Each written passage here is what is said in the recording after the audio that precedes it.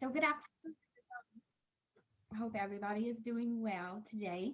Um, my project I did on the effects of visual schedules on the behaviors of young children during transition times in the school setting. The reason why I chose this is because mainstream classrooms can be a challenging setting for children with autism, and children with autism can exhibit some cognitive and behavioral differences that can result in difficulty with transitions and multiple stepped activities. Boswell and Nugent explain in education, theorists have assumed that children follow similar developmental paths, although at different rates. But children with autism show unique developmental patterns, which include relative strengths in the areas of concrete thinking, such as rote memory and understanding what they see and touch, and a weakness in abstract thinking, social understanding, and communication.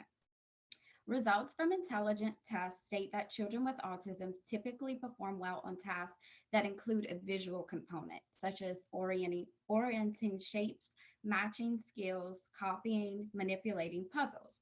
So, because of all that, visual supports in the form of visual schedules, social stories, visual timers, and other tactile aids should have a positive impact on behaviors of children with autism.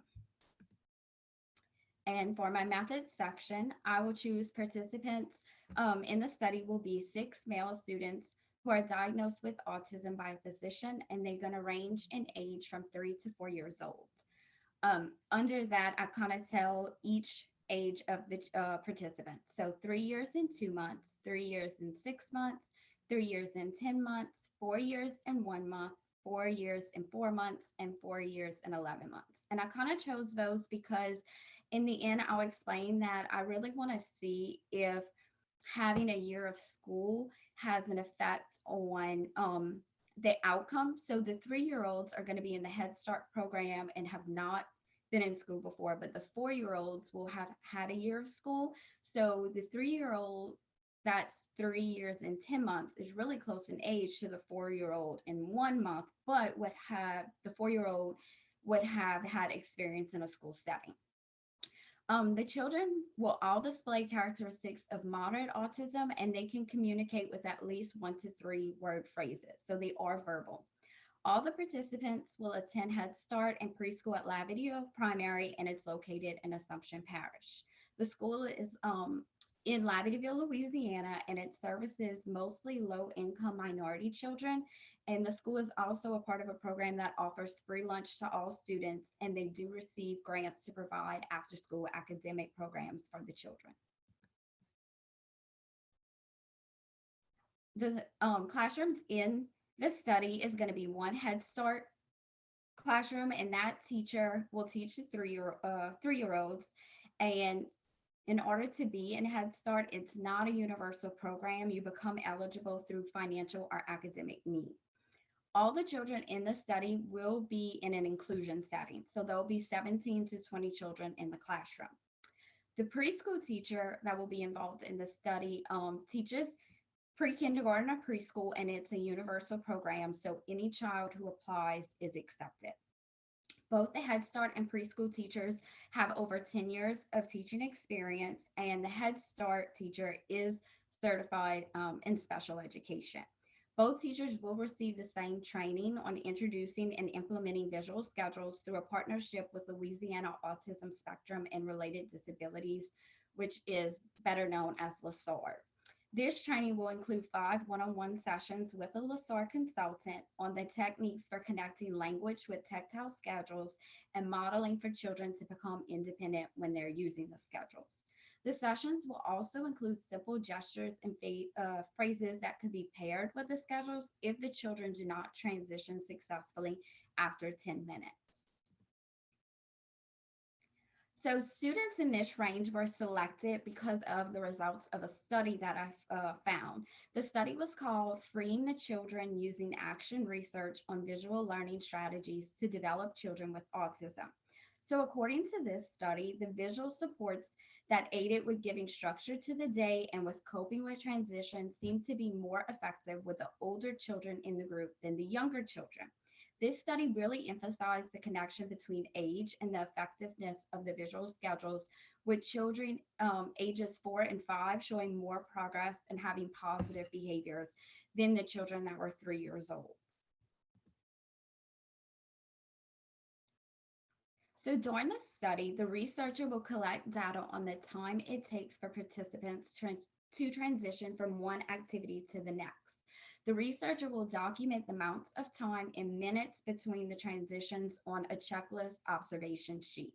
This form will also include a section to document specific behaviors, such as facial expressions, words spoken, tantrums, or compliance.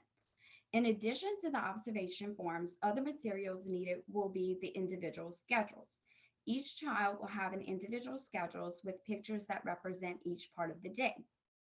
The schedules will be 7 inches in length and 4 inches in width, and this is just for them to be able to handle the schedule more easily. It's going to mimic a large class schedule that's hung in an easy to see area in the classroom, and it's going to be made of cardboard material and laminated for durability. The pictures included on the schedule will be real life pictures from the classroom or the school. An example of this would be um, the area on the schedule that represents lunch will be a real picture of the school cafeteria. The area of the schedule that represents large group will be a real picture of the classroom rug. And this will hopefully also connect that activity for the child when they see the picture. This is the area that I transitioned to. Large paper clips with pom-poms will be, with one large pom-pom will be glued to the surface. And this is just to help with motor skills for them to manipulate the schedule and move the clip up and down. The variables are in the project, the dependent variable is the behaviors of the students as they transition from task to task throughout the day. The independent variable will be the use of the visual schedules during the transition times. And the intent of this study is to examine the effects of visual schedules on the behaviors of young children with autism during transition. Kind of the reason why I chose this is because children with autism, children entering early childhood programs are expected to transition through activities during the day, perform routine tasks, and interact socially with peers. And for children with autism, this can be overwhelming and lead to frustration and undesirable behaviors. It is common in inclusion settings for general education teachers to be expected to remedy inappropriate behaviors or outbursts with inadequate training on the subject matter. And so through this partnership with LaSalle, the Assumption Parish Early Childhood Program, and the teachers will be given the opportunity to learn about the benefits of visual schedules on the behaviors of children with autism. For my experimental design, I chose a single subject withdrawal design, and it will be used where the researcher will conduct baseline data collection, introduce the intervention, withdraw the intervention, and then reinstate the intervention. And it's going to be done over a 12-week period, giving 3 weeks for each section. So the single subject withdrawal design will allow the teacher to compare behaviors with and without the intervention. This type of design will also allow the researcher to analyze the number of minutes children take to transition between activities and the behaviors they exhibit during the baseline periods and the periods when the intervention is introduced.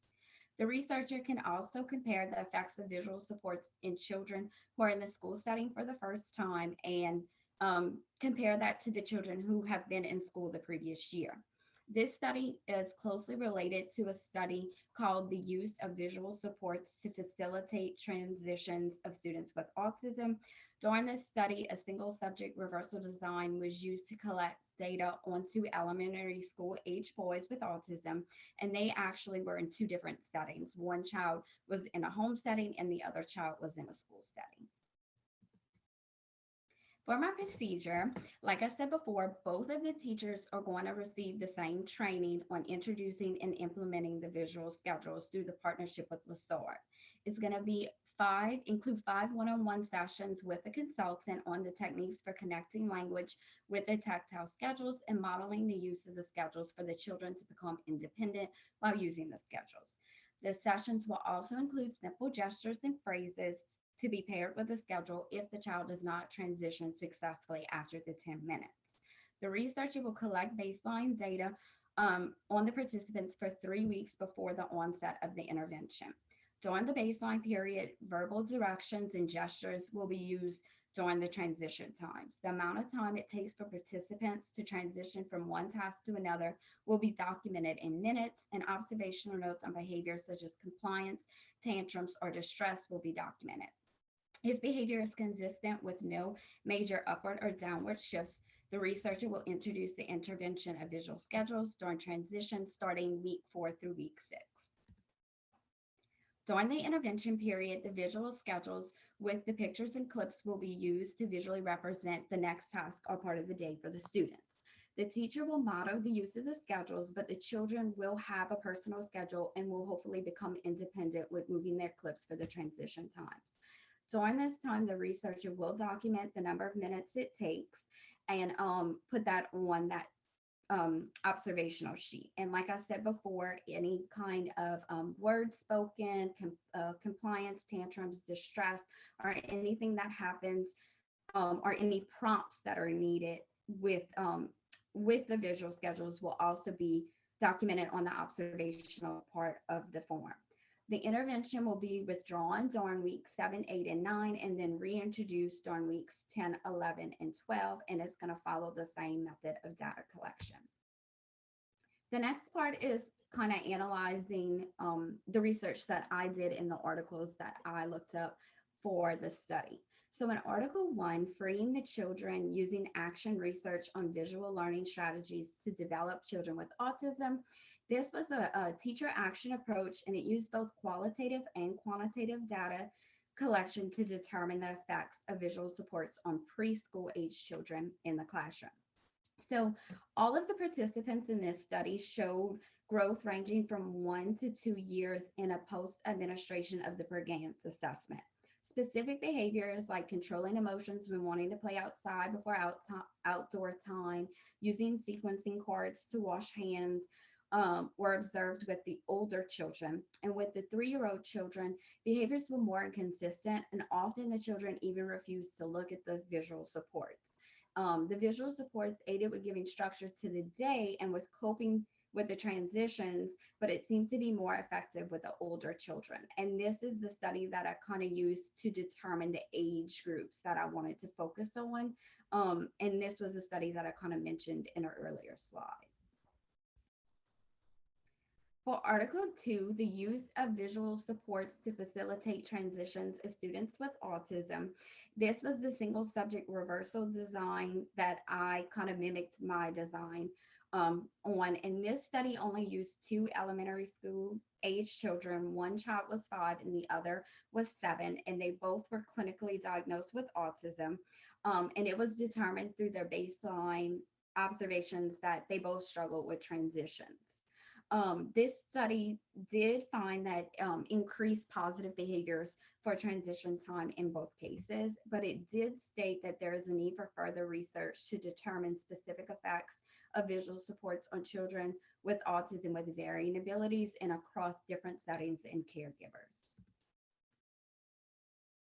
For Article 3, the use of visual schedules and work systems to increase the on-task behavior of students with on the autism spectrum in mainstream classrooms used a single subject qualitative design to evaluate the changes in behavior of children with autism with intervention of visual supports. And the results on this report also showed the positive growth, and the biggest growth was with one participant who actually started with the baseline of 9%, and it increased to 65% with the introduction of the intervention. However, the number of times that teacher prompting occurred did not change significantly. So the teacher still had to prompt even though they were using the visual supports. And I did want to state a limitation for this one is one class did have a substitute teacher for like the last 2 lessons of the study. So that could have affected the teaching styles and the implementation of the visual supports.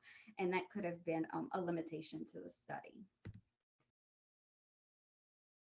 In Article 4, using social stories and visual schedules to improve socially appropriate behaviors in children with autism, all students showed appropriate behavior. All students' appropriate behaviors did increase when using visual schedules, but they were more effective when the children were allowed to manipulate the pieces and were accompanied with teacher intervention. So, with the children actually manipulating and touching their own schedule, even though the schedule may be the same for every child, and with teacher prompting or kind of guidance with them manipulating the schedule. And for the last article, classroom-based assistive technology, collective use of an interactive schedule. This was actually used on a big smart board, and the students did show improvement in behaviors with transitioning using the visual schedule, and they also seemed to build a sense of community by it being on a large display screen. And throughout the study, specific behaviors were observed, and teacher prompting, like using hand over hand, um, helped them to make those choices and move what they needed to move on the big board. However, the teacher involvement, especially with I'm sorry, but the visual supports were intended to kind of be independent, but the teacher involvement did have to occur to kind of help them manipulate on the big screen. And I just put a note that, however, teacher involvement, especially with children with autism, is sometimes needed to model the correct use of the visual supports. So this is back to my study.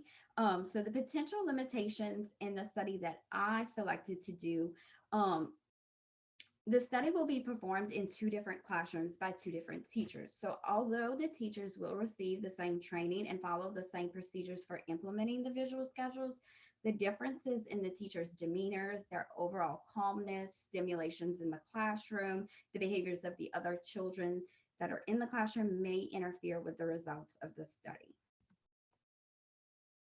Future findings. So throughout the study, the researcher hopes to gain more knowledge on the effects of visual schedules with children with autism who are 3 years old and entering a school setting for the first time, compared to children who are 4 years old and have had a year of formal school setting. Or in a formal school setting. Although the study is dedicated to collecting data on the on-task behaviors during transitions, a future study could also focus on the effects that the visual schedules have with children with autism on the number of words that they can use to express themselves during transitions. So the use of the visual schedules could potentially help children with a limited vocabulary learn basic words and phrases related to the tasks that are represented in the schedule. And then these are my references. Awesome. Very, very nice.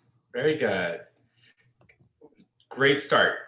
You are definitely moving very quickly to exactly where you need to be. That's awesome to see. So I'm going to give you, as you put together your final paper, a couple of pointers based off of that, which is the benefit that you guys get of presenting this before your projects are due. Some of the citations and evidence that you used in your methods section, get that into your lit review. All right. So the general rule of thumb is that you don't introduce any new citations in the method section. And overall, you want to limit your citations in the method section in totality. What you do instead is as I read through your activity 5s today, and you guys should see your grades on that.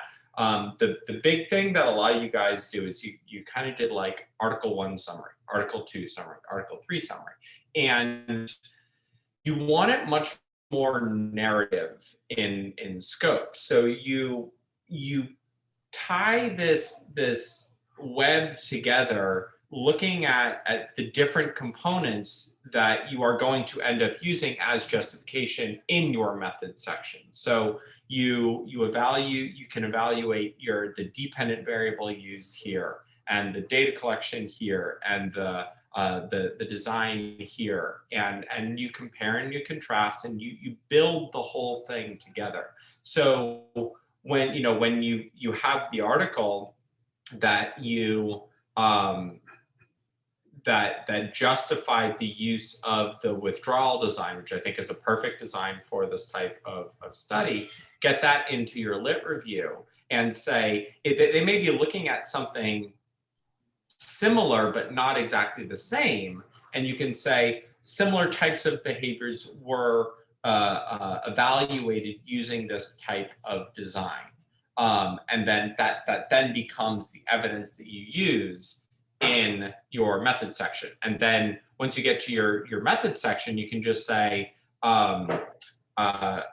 this study used a withdrawal design to test X and Y, and then you just cite the study that you already did, as opposed to introducing it in at that point. I love the direction you're going with it. I'm really impressed with how you put everything together. I think your the scope of it is really is good, but that's also the one thing that I would watch out for is when you look at your when you wrote down your dependent variable, you wrote it in a very concise way, which is good. But then when you actually looked at how you defined all the things you want to look at, you want to be careful. All right. What you want to avoid is having so many dependent variables or behaviors that you're looking at that you can kind of cherry pick effects. So when you're talking about transition behaviors, like that's a big range of things, right? Duration is one behavior. Maladaptive behaviors during transitions, that's another behavior. So there are what I would recommend is pick a component to look at as opposed to trying to capture all of them.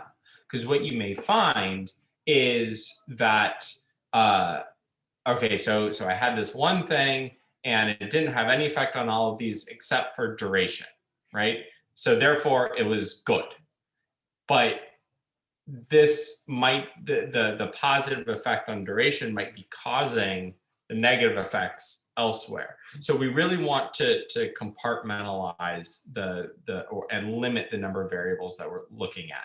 And the caveat being, if if you have studies that justify all of those dependent variables for independently with this current independent variable, and you're saying, you know what, I'm just going to put them all together because it's validated here and it's validated here and it's validated here and it's validated here, if that makes sense. So I think you can make it easier on yourself by narrowing the scope of your study. All right. I love these types of presentations, especially when you have hypothetical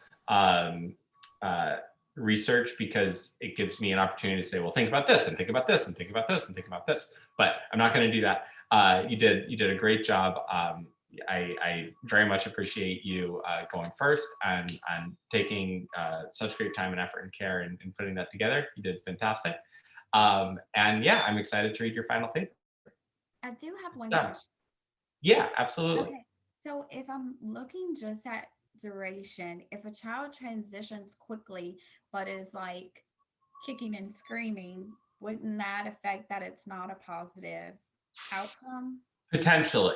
And there's so this is not to say that you can't record those data, Okay. but your target variables, you want to, we do what's called an a priori analysis and a post hoc analysis. So you have an analysis that you set ahead of time, and then you have an analysis that you can use afterwards.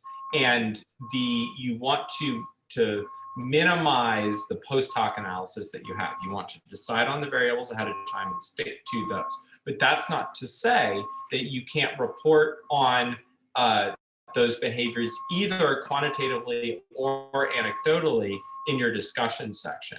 And you can say it should be taken of note that while these participants did transition quickly, the topography of their transition was not what would be considered to be appropriate in a typical classroom, and that warrants further study.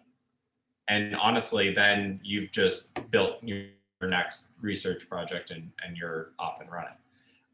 But no, that's a good point. And you did a really nice job of that your justification of the intervention overall. But that's also where you go back to the research and say, okay, does the research say anything specifically about duration or specifically about behaviors or specifically about whatever it might be? Okay. Awesome. Chelsea, you ready to go? All right. So you should be able to share your screen. So go ahead and do that if you can.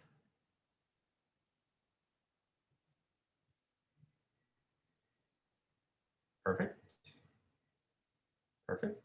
How do I get all? Oh, okay, there it goes. I was trying to see how to get the extra stuff. You're kind of quiet for me. I don't know. Is this better? No.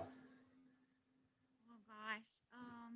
That's a little better. I'm trying to think. Is there a way to put up? I put the volume all the way up on my laptop. Yeah, no. I think it's your microphone volume, and I'm trying to remember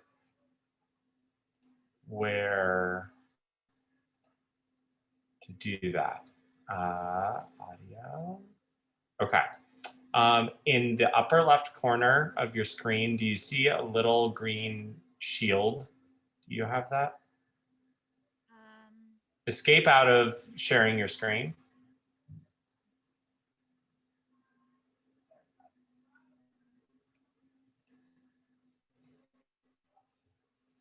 So do you see a little green shield in the upper left with a check? No. Okay. Okay. Do you see your microphone in the bottom left? The where the mute button is?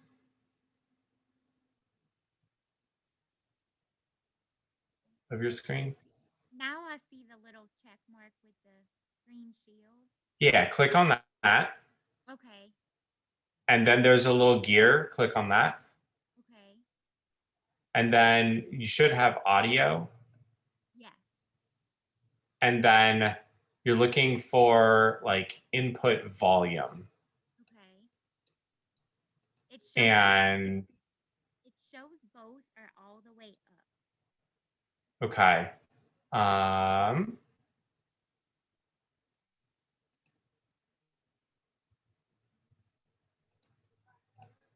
Yeah, and I can't really do anything on mine. Is automatically adjust microphone volume checked? Yes. Turn that off and let's try that. Okay, is this better? Not really.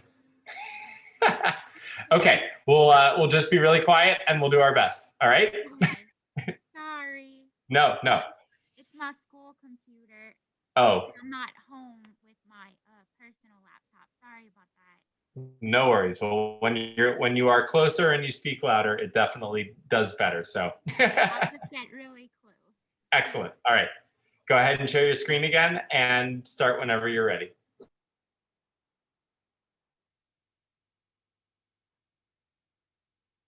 Okay, so my topic is teacher perspectives and play-based learning. And first, to give an overview of what play-based learning is, it is a type of early childhood education based on child-led and open-ended play. Some examples include playing restaurant and finger painting, Play-based activities lay the foundation for a child to become an intrigued and eager learner. And play-based learning helps children to develop social, language, and numeracy skills, as well as encourages motivational learning.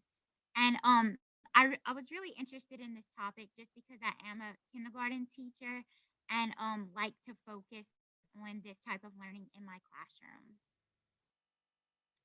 So the problem is when teachers have varying perspectives of what play-based learning looks like within their classrooms, the implementation of play-based learning may be very different.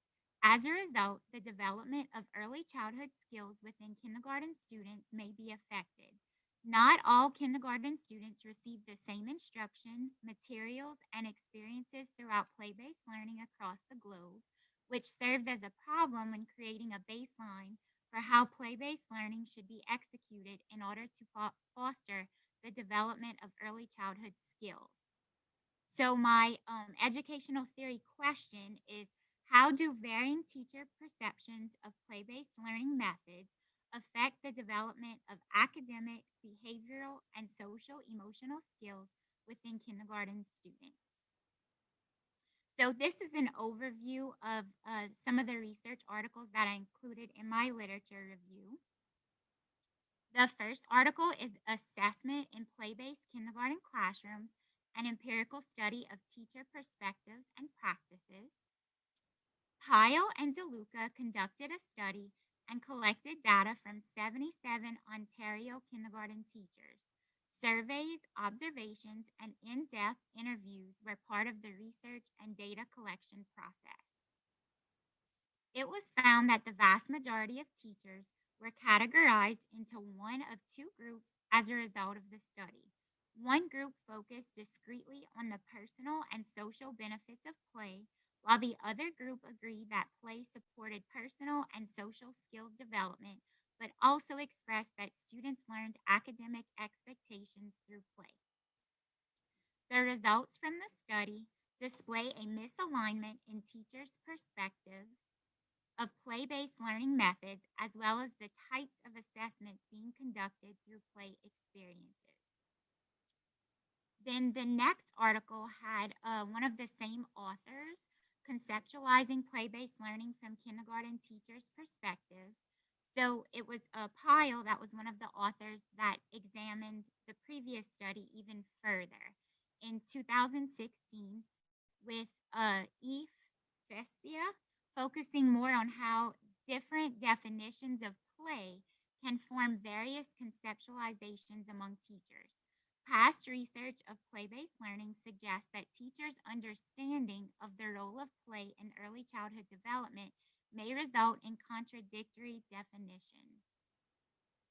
It was observed that although teachers state that they have implemented play based learning in their classrooms, the implementation did not actually display true play practices.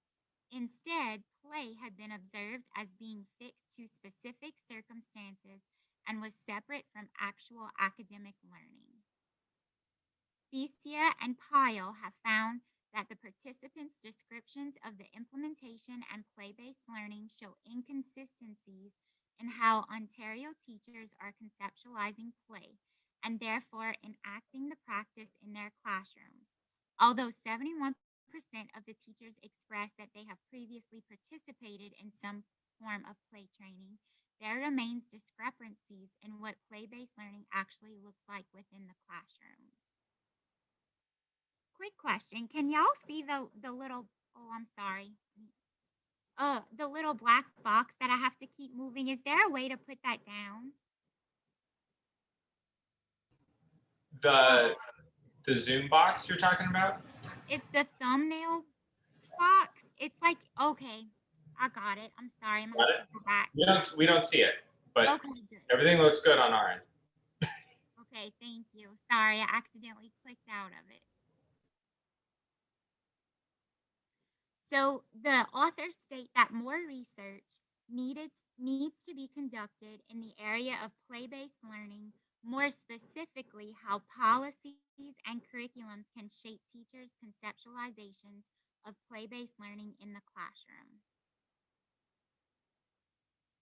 Then another article is titled Towards Holistic Supporting of Play-Based Learning Implementation in Kindergartens, a Mixed Method Study. Another study that investigated teachers' conceptions of effective play-based learning development and how their perceptions of its effectiveness related to whole child development was conducted among 50 Hong Kong kindergarten classrooms. Participants in the study joined with a university and school partnership project to implement a curriculum focused on play based learning. The study took place from 2015 to 2017, and questionnaires were sent out upon completion of the school year. A total of 73 principals and head teachers, along with 211 teachers and their assistants, completed the questionnaire. Discrepancies between teachers' perspectives of play based learning and their actual classroom practices were found. Data also confirmed that not only are the roles of teachers significant in supporting the execution of play based learning activities, but the roles of parents are significant as well. Researchers suggest that future studies should include parents and students' conceptions of play based learning for comparing the differential views.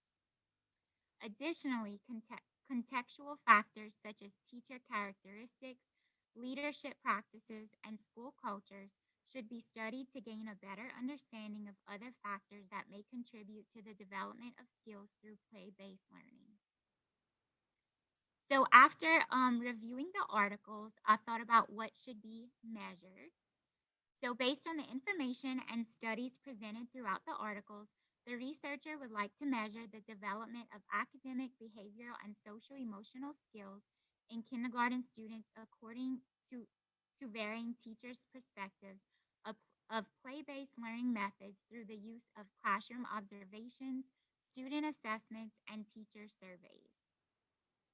So this is my method section, which I go into much greater detail within my paper.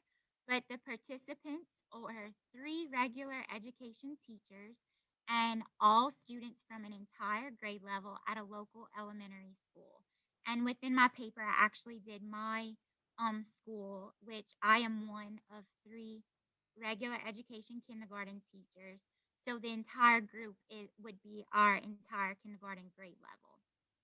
The setting would include three kindergarten classrooms at a local elementary school.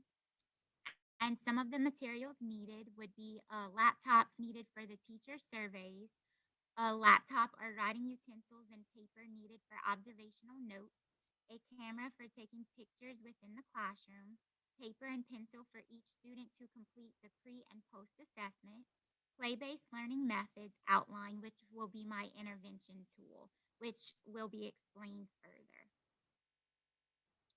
The variables, my independent variable is teachers' perceptions of play based learning methods. And my dependent variable is the development of academic, behavioral, and social emotional skills among kindergarten students. The development of these early childhood skills is dependent upon the teacher's perception and implementation of play based learning methods within the classroom. The design, survey data, observations over time, and pre post assessment data seem to be the best methods to test if and how varying teacher perceptions of play based learning methods affect the development of academic, behavioral, and social emotional skills. The design best suitable to test this theory seem to be the interrupted time series experimental design due to the following. One group is selected for the study, which is the entire kindergarten grade level, including the teachers and students. They are all observed over a period of time.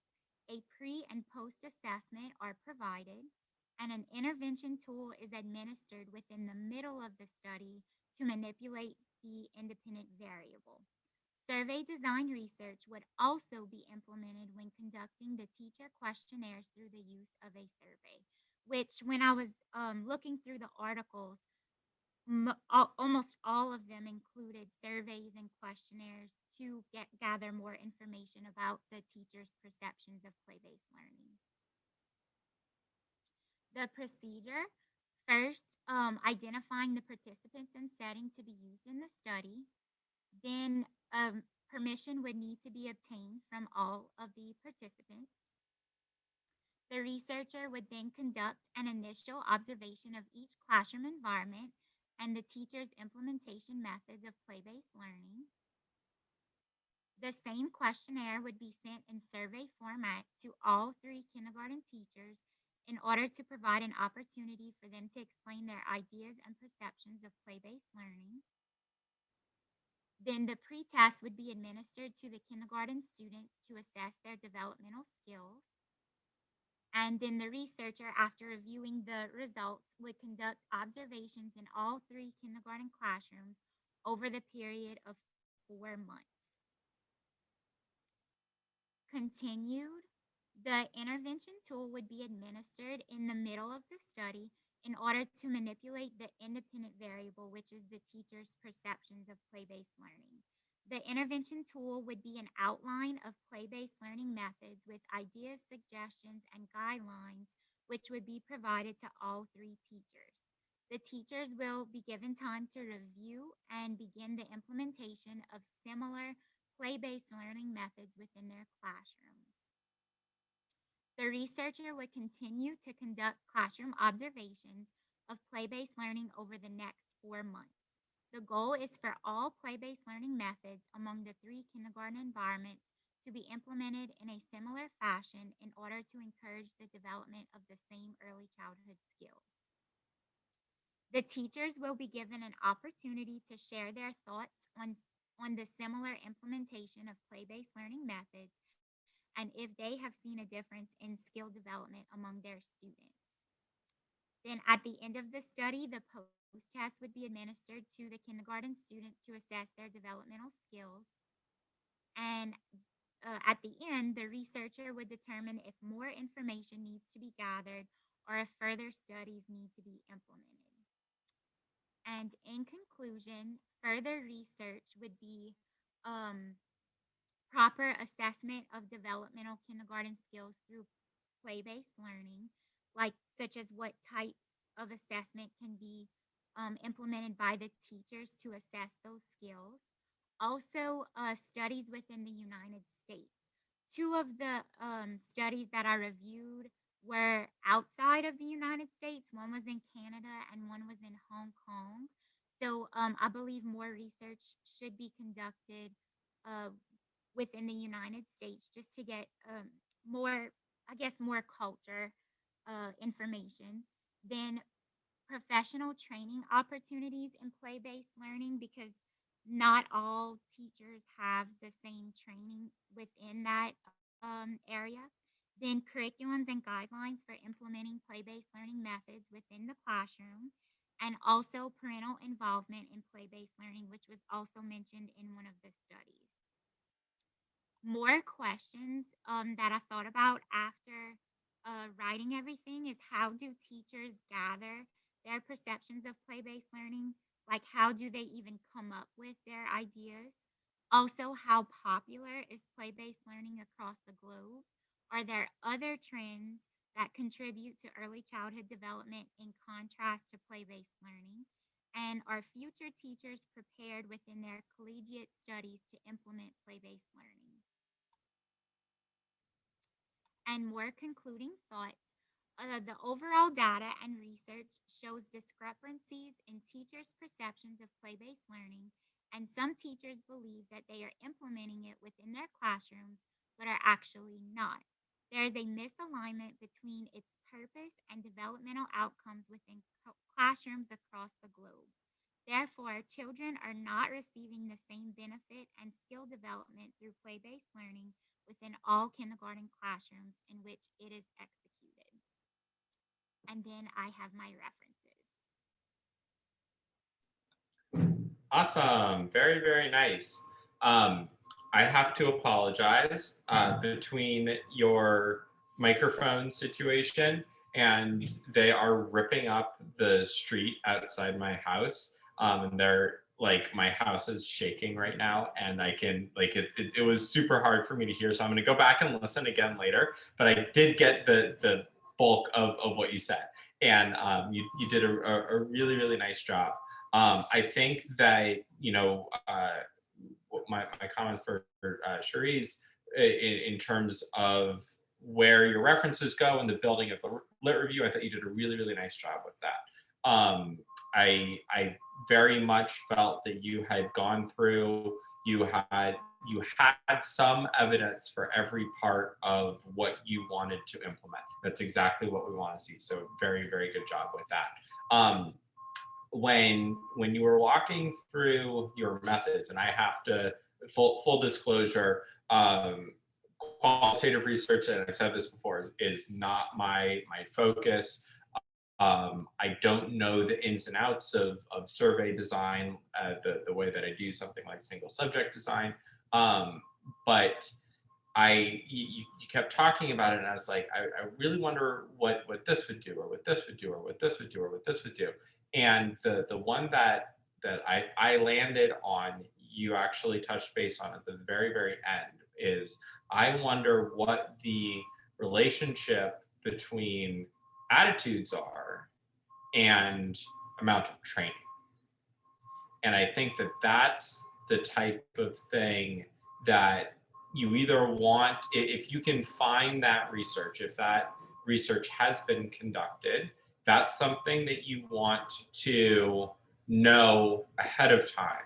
Because if attitudes and training are tightly correlated, then you probably would want to start with what the level of training is for each of your teachers. Because when you talk about accuracy, when you talk about amount of time, when you talk about attitudes, when you talk about general feelings towards something within a community, all of that is going to impact attitude, and and is oftentimes related to training, right?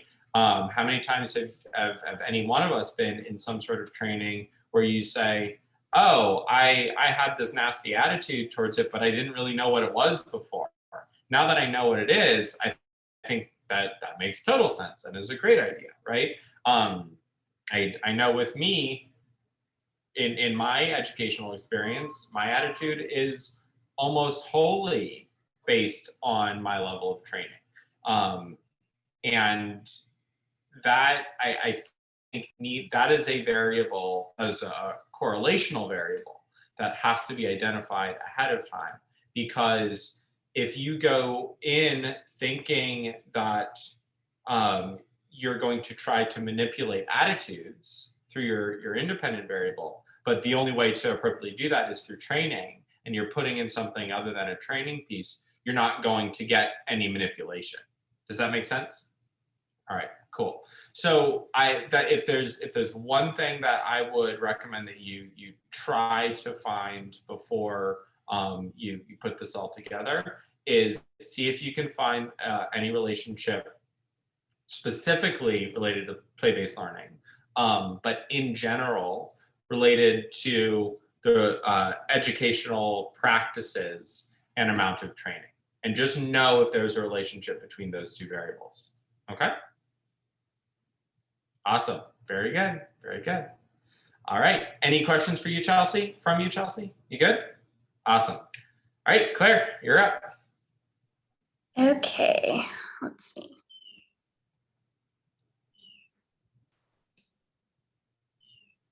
Perfect.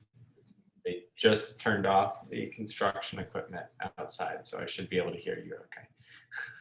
Okay, so my study was the effects of electronic-based and print-based parental involvement activities on the level of parental involvement for parents who have a child with a disability.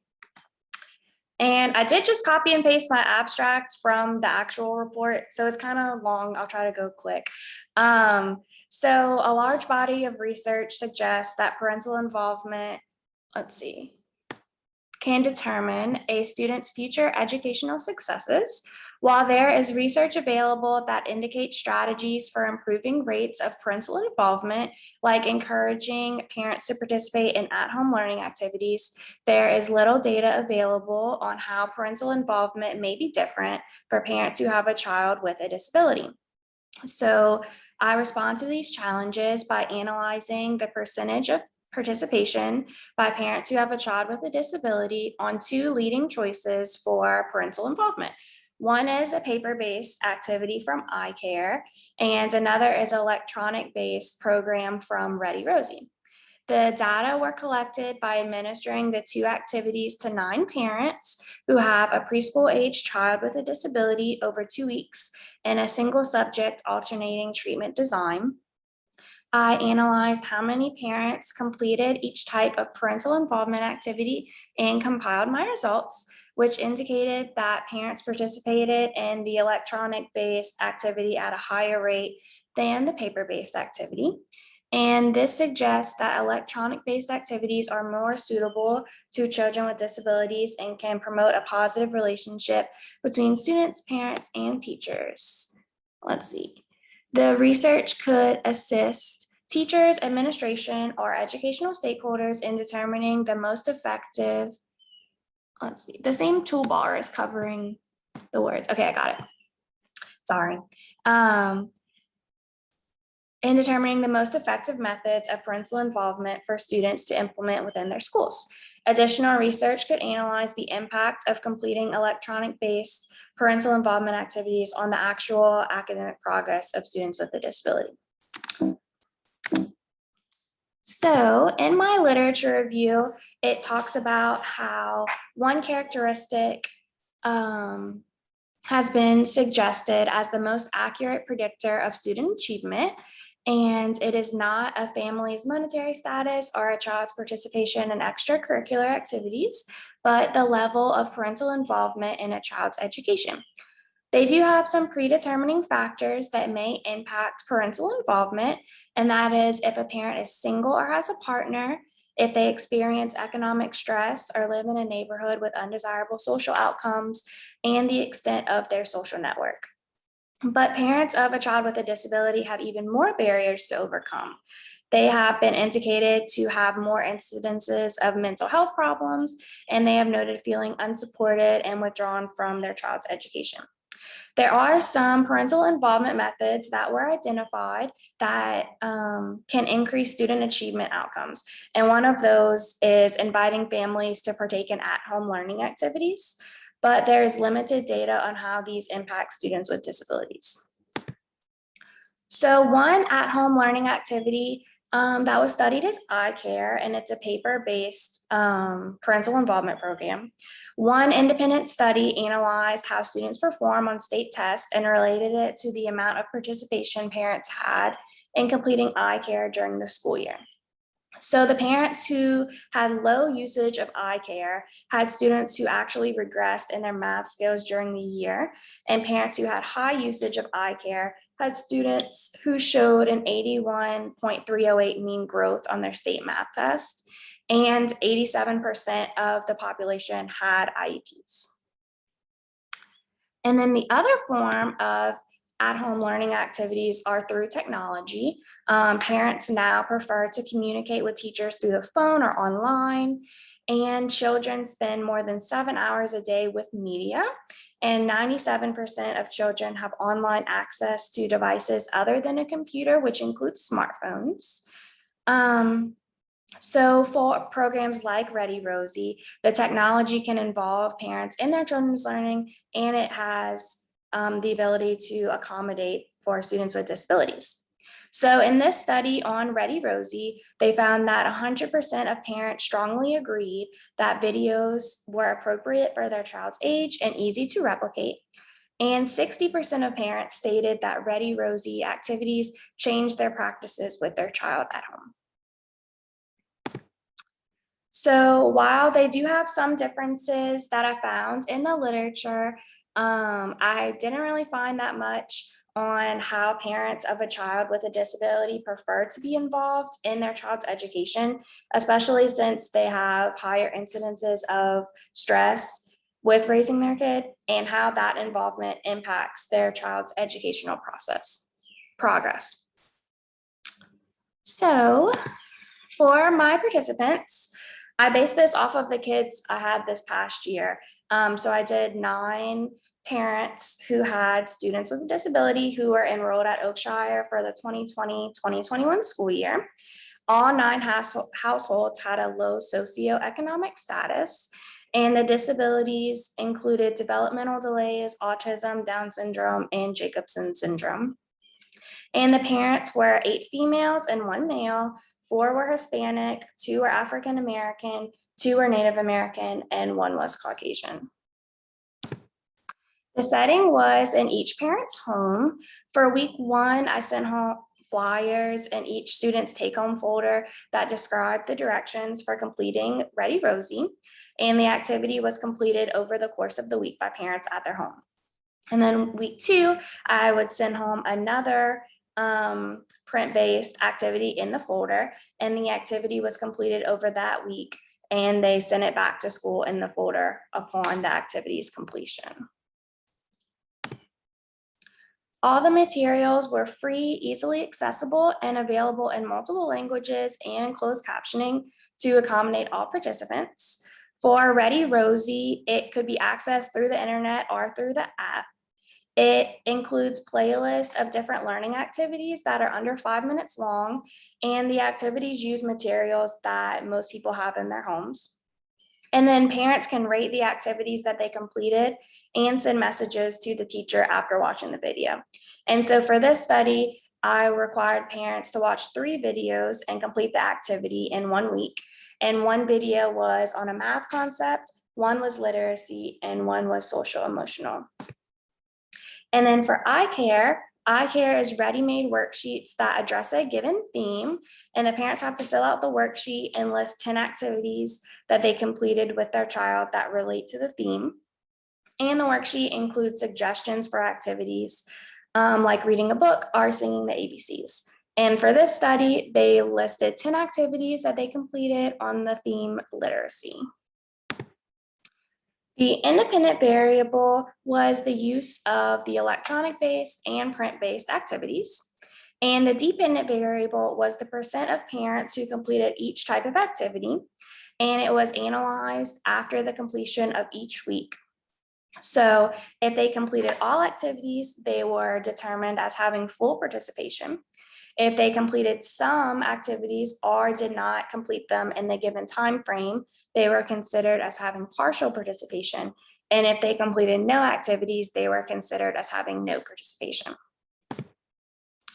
For the design, I used a single subject alternating treatment design. It was the most appropriate because it allowed me to compare the 2 interventions to one another to determine which is more impactful on parental engagement in a way that is brief, but has the ability to thoroughly analyze both options as well. For the procedure, I first charted the level of parental involvement in school activities without any additional at-home activities. And this was during the first 2 months of school until October. And then I administered the electronic-based activity for 1 week. So we signed everyone up for Ready Rosie, and they could select if they wanted to receive activities through their email or text message. And then I sent home a flyer in each student's folder explaining that the Ready Rosie videos are ready to complete and should be completed by the following week. And through the Ready Rosie program, I could monitor the status of completion for each video by each participant. After the first week, I sent the eye care flyer home and describing that they had 1 week to complete it and that it was expected to be sent back in their child's folder. As the worksheets were completed and sent back, I kept them in a file to monitor who did and did not submit it.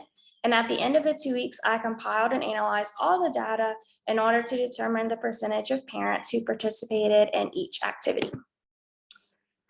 This discussion is like fake, but the results indicated that the parents completed the electronic-based activities at higher rates than the paper-based. I put that 100% of parents had full participation on Ready Rosie, and 56% of parents had full participation on eye care, and 44% had partial participation. And the significance was determined by utilizing a t-test and was determined as 4%. And like stated in one of the articles from my literature review, children with disabilities can be accommodated easier and more efficiently through technology, which was displayed in the study because more parents used Ready Rosie than iCare.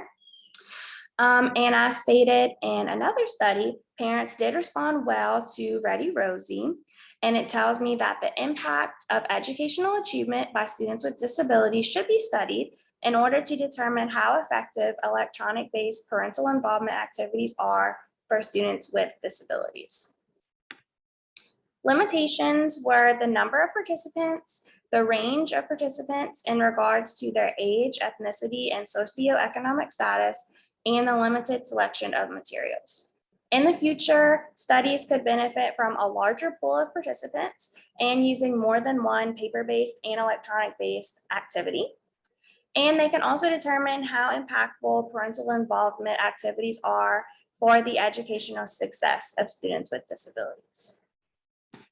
I have my references and then I have some appendices. So this first one is an example of the notification that was sent out for Ready Rosie. I actually use this program with my students now. So I just made a fake one.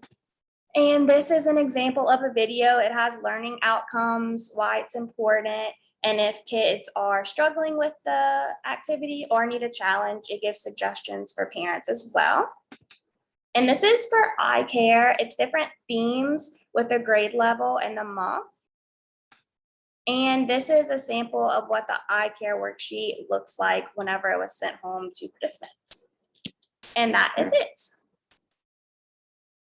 Let's see. Awesome job. Very, very nice. Okay. Oops. Wrong button. Let's see. All right. So where'd you go? You killed yourself, Claire.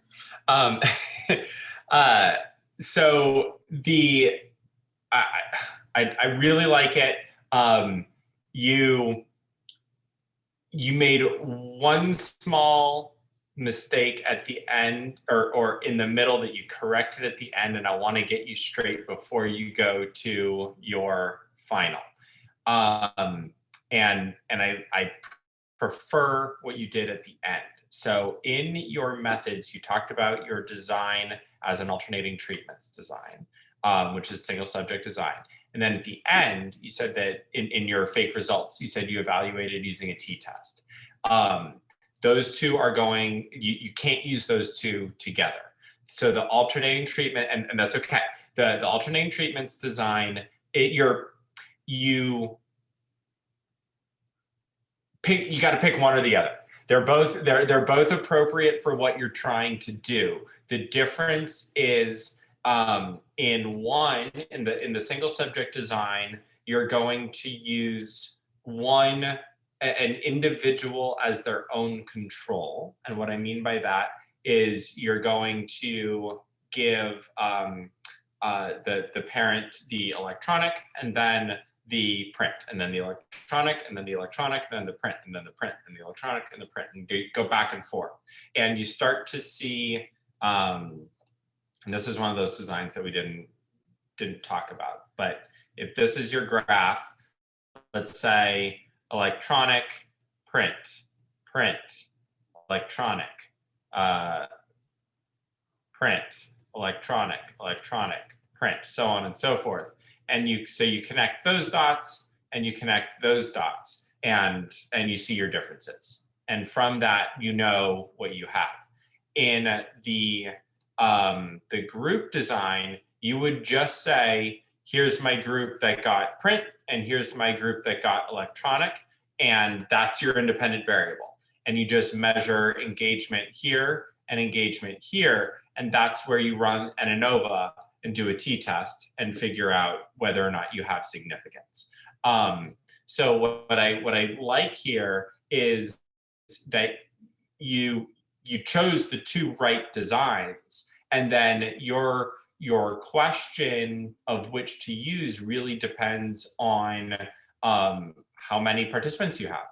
And if you only have 2 or 3 or 4 participants, then you do the single subject, the alternating treatments. If you have a bunch of participants, if you have 30, 40, 50, 100 participants, you have a school, then you do the t-test. And as we spoke about earlier in the semester, you have to evaluate which type of questions you want to be able to ask.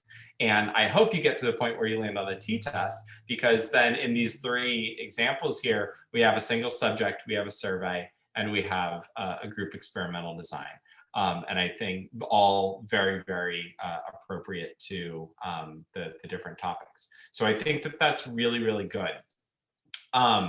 I love the structure of what you presented. I love the type of research that you went through and how you built towards your own questions and methods. The question that I would have, and I know you chose the materials as a matter of convenience, but one of the things that you would want to be able to evaluate or justify is, are those the best electronic and print materials for what you're actually looking at?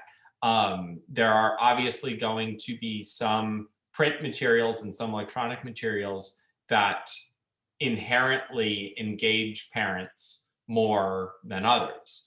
And we want to see if those are, if nothing else, we want to make sure that the built-in levels of engagement, of intended engagement, are comparable between the two, so that doesn't become a variable that's actually impacting what we see. Similar to the other ones, there are lots of little things that we can always do, but I think the premise of what you're looking at is absolutely great. The one thing that I wanted to add, and I don't know how, I can't remember if I had mentioned this before. This is not a plug for Amazon, but in the chat, I just put a link to a book on Amazon, which is a research book called Meaningful Differences in the Lives of Everyday American Experience of Americans. Experience of Young American Children, sorry.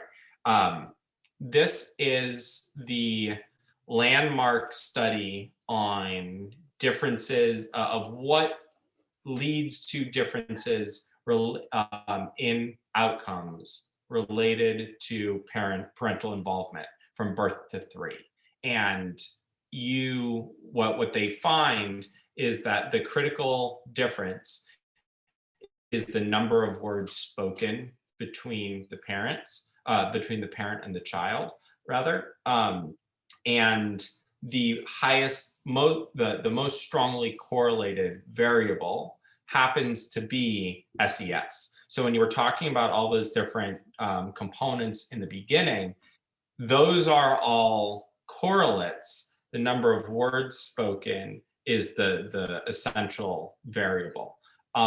So whenever you talk about parental engagement and interactions, this is something that you want to make sure that you're citing. And it actually came out in the early 90s, around that same time as the study that you cited as well. Now, I don't expect you to read this book and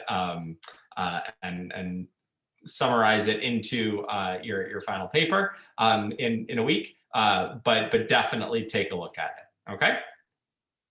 All right, guys, awesome job. Those were 3 wonderful presentations, 3 great studies. I think that you guys have you got a lot done in a short amount of time, and I really hope that over the past 2 months you've been able to learn a lot about research, even though we haven't been able to actually go out and conduct our own.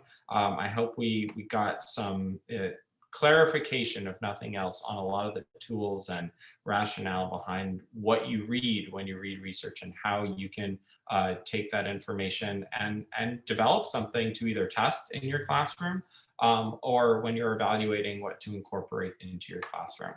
You guys did a great job. I thank you so much for your participation and your hard work, again, in that very, very condensed time.